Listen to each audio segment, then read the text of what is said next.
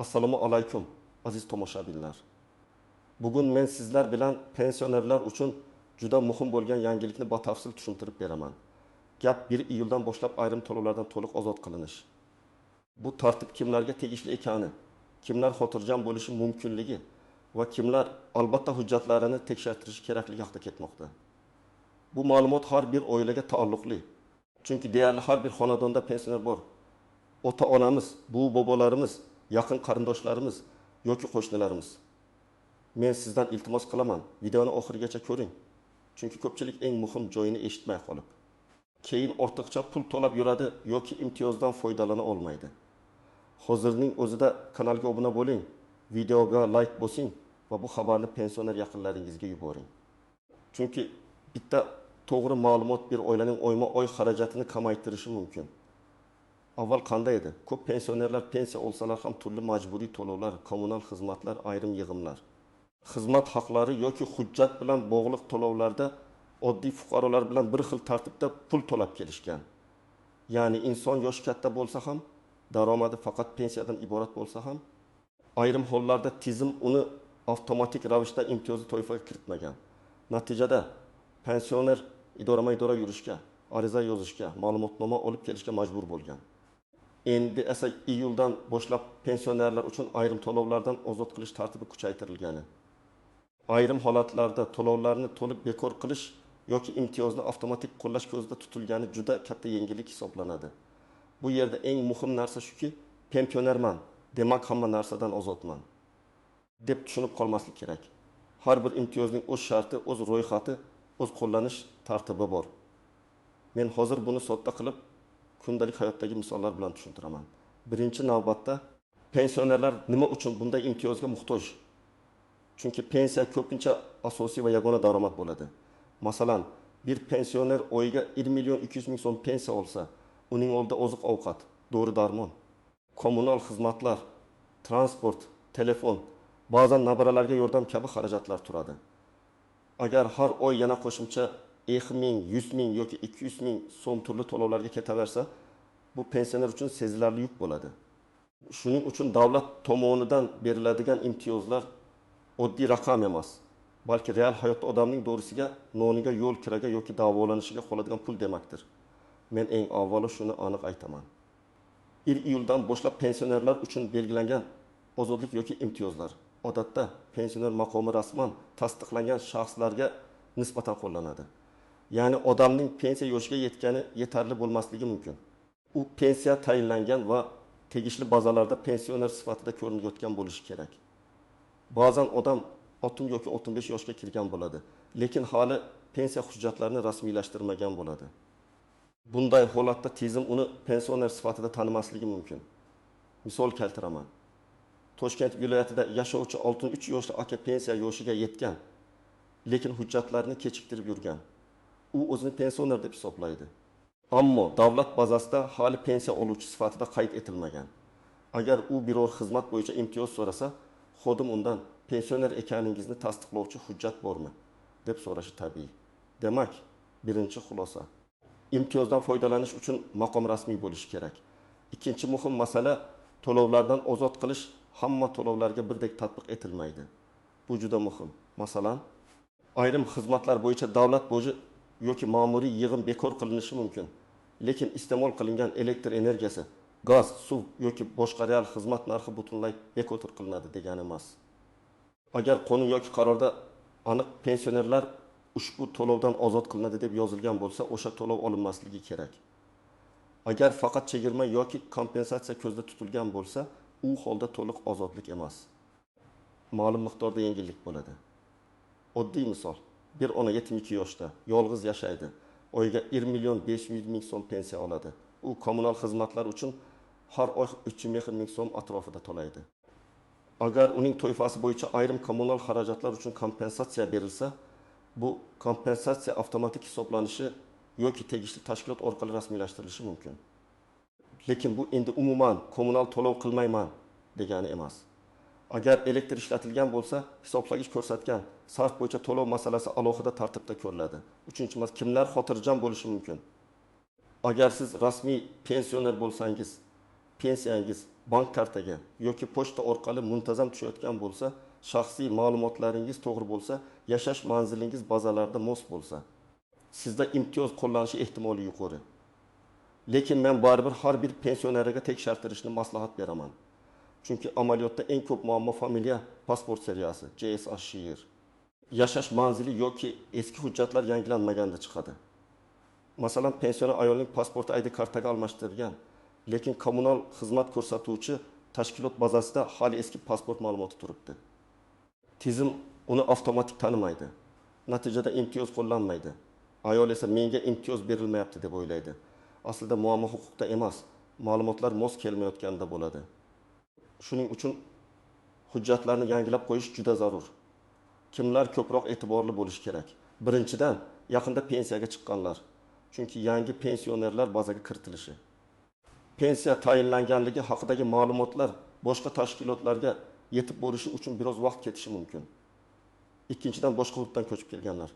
Masalan, Samarqanddan Toshkentga ko'chgan pensioner avvalgi manzilida imtiyozdan foydalangan bo'lishi mumkin. Lekin yangi manzilda qayta ro'yxatdan o'tmasa, imtiyoz avtomatik chiqmasligi mumkin.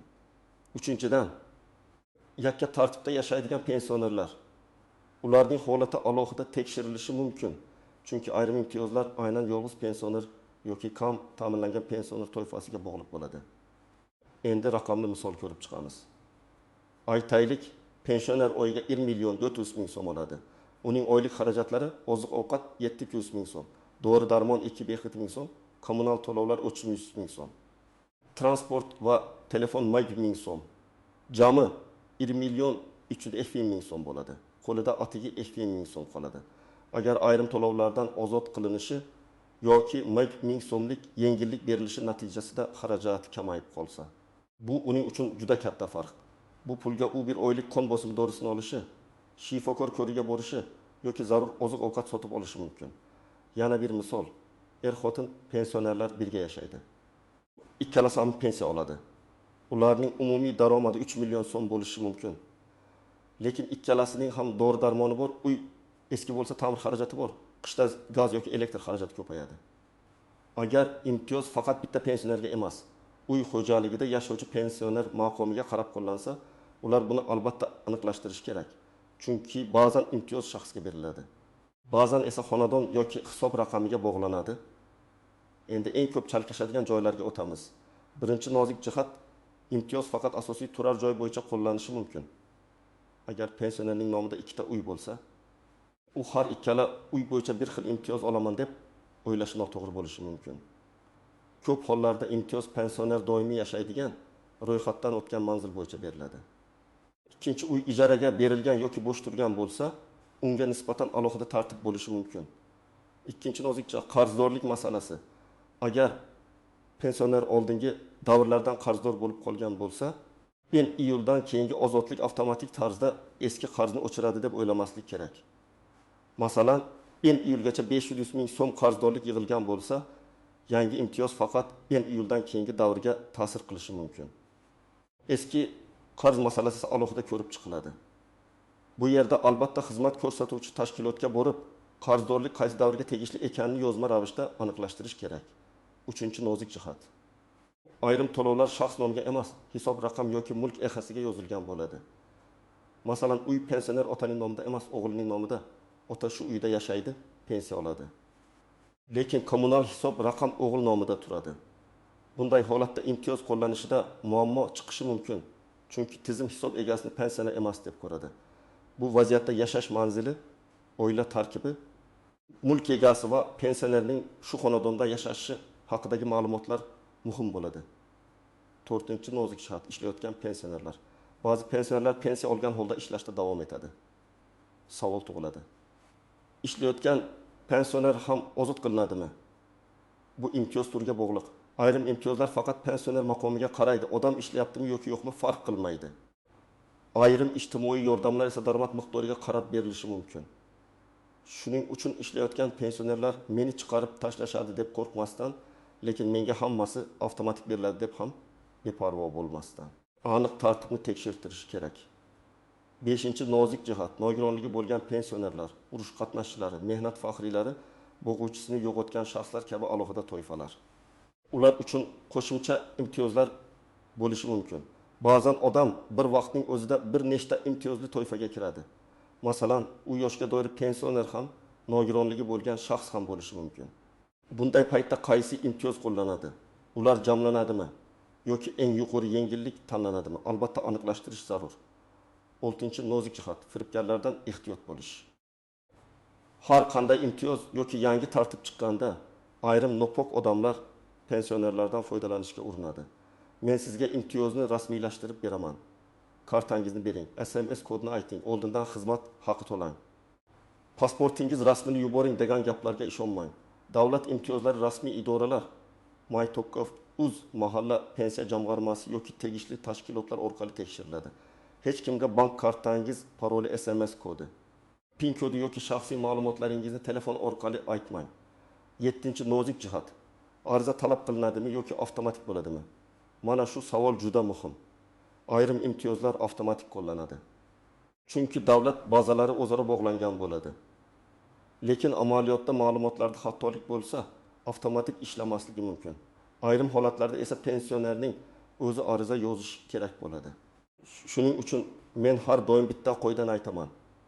Agar pulingizdan biror to'lov ushlab qo'lingan bo'lsa yoki sizdan to'lov talab qilinsa, og'zaki gap bilan cheklanib qolmang, yozma izoh so'rang. Endi nima qilish kerakligini bosqichma-bosqich tushuntiraman. Birinchi qadam: pensioner maqomingiz rasmiy bazalarda borligini tekshiring.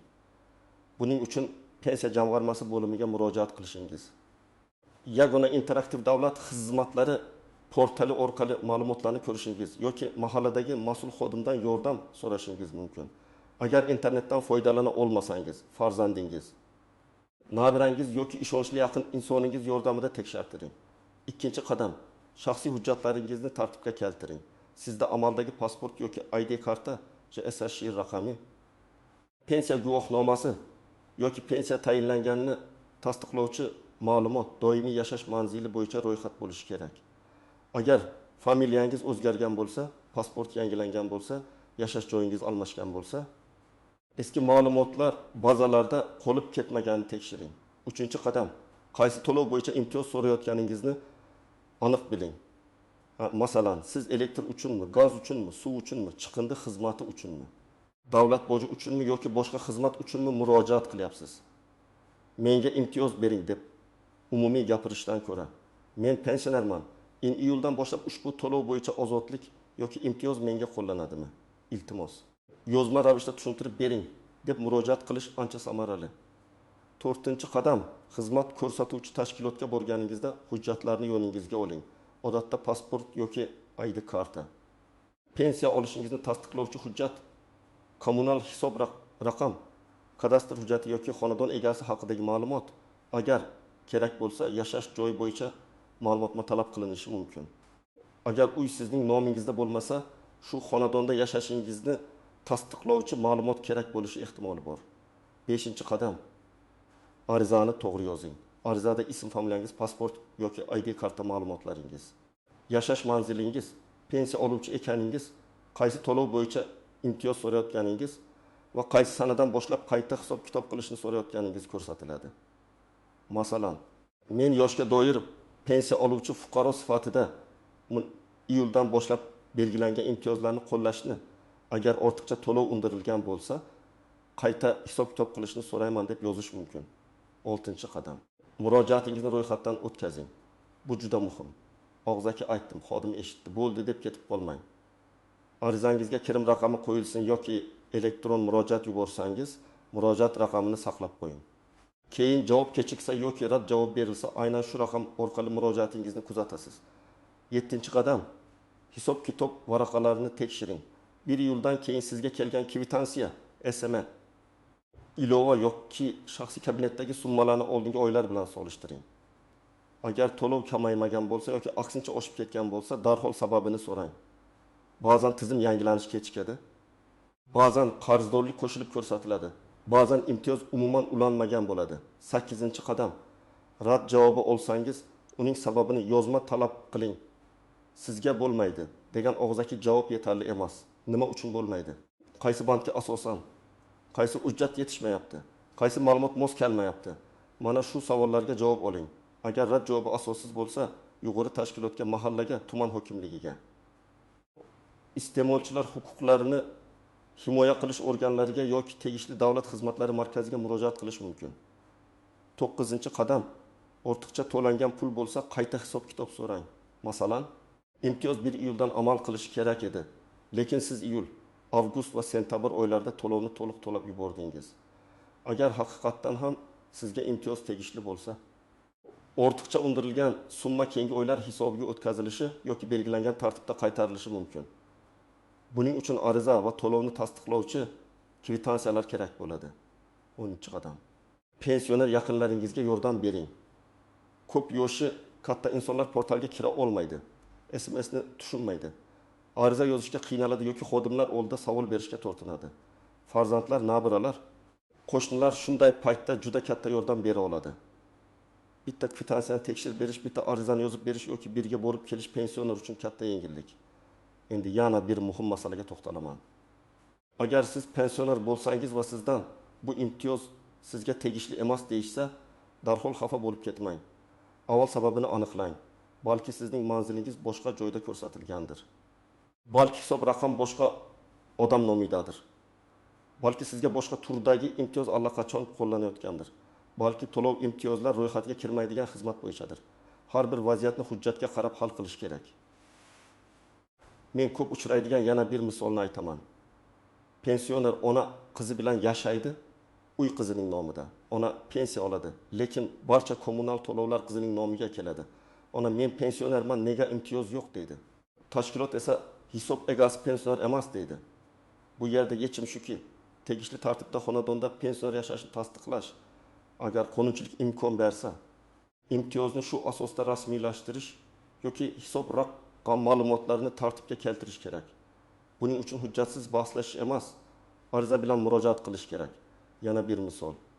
Pensioner aka har oy to'lovni terminal orqali to'laydi, lekin kvitansiyani saqlamaydi. Keyin ortiqcha to'lov bo'lganini sezadi, ammo isbotlash qiyinlashadi. Shuning uchun men tavsiya qilaman. Kamida oxirgi 6 oylik kvitansiyalarni saqlang.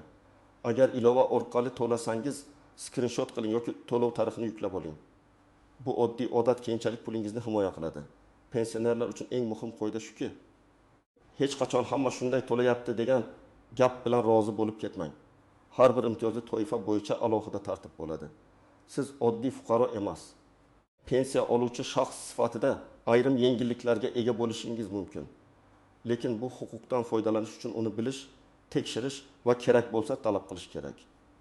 Aziz tomoshabinlar, 1 iyuldan boshlab pensionerlar uchun ayrim to'lovlardan ozod qilish va imtiyozlarni qo'llash masalasi juda muhim. Asosiy xulosa shuki, pensioner maqomingiz rasmiy bo'lishi, hujjatlaringiz to'g'ri yuritilishi. Qaysi to'lov bo'yicha imtiyoz berilishini aniq bilishingiz va zarur bo'lsa yozma ariza bilan murojaat qilishingiz kerak. Eng katta xato eshitgan gapga ishonib tekshirmasdan yurish. Eng to'g'ri yo'l hujjatni ko'rish. Hisob-kitobni solishtirish va rasmiy javob olish. Agar siz pensioner bo'lsangiz yoki uyingizda pensioner yaqinlaringiz bo'lsa, bugunoq ularning hujjatlarini, kommunal hisoblarini va oxirgi to'lovlarni tekshirib chiqing. Agar imtiyoz qo'llanmagan bo'lsa, tegishli tashkilotga murojaat qiling. Agar ortiqcha to'lov bo'lsa, qayta hisob-kitob so'rang. Agar sizga tushunarsiz javob berishsa, yozma izoh talab qiling. Sizlardan iltimos, izohlarda yozib qoldiring. Sizning hududingizda pensionerlarga bu imtiyozlar qanday qo'llanyapti? To'lovlar kamayganmi yoki hali muammolar bormi? Tajribangiz boshqa tomoshabinlarga ham yordam beradi. Videoga like bosing. Kanalga obuna bo'ling va bu ma'lumotni ota-onangiz, bu bobolaringiz, qo'shnilaringiz va pensioner tanishlaringizga albatta yuboring. Men esa keyingi videolarda yana shunday muhim ijtimoiy yangiliklarni sodda, aniq va amaliy tarzda tushuntirib boraman.